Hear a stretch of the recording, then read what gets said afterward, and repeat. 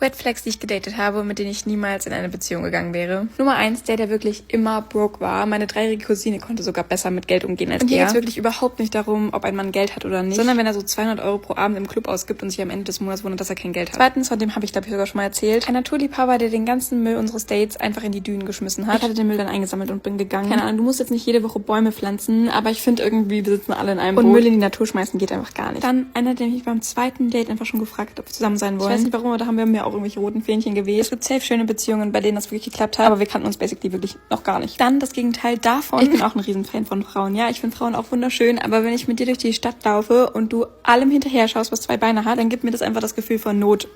Und der letzte ist halt einfach so wahr. Aber ein Mann, der einem so alles Mögliche verspricht und sagt, ja, wir werden und wir tun und wir machen, der aber im Endeffekt wirklich gar nichts macht und es sind alles nur leere Worte. Das sind die schlimmsten, weil man in seinem Kopf so eine potenzielle Version von dem erstellt und immer auf diesen einen Tag wartet, wo sich das dann ändert, aber es einfach nie dazu kommen wird.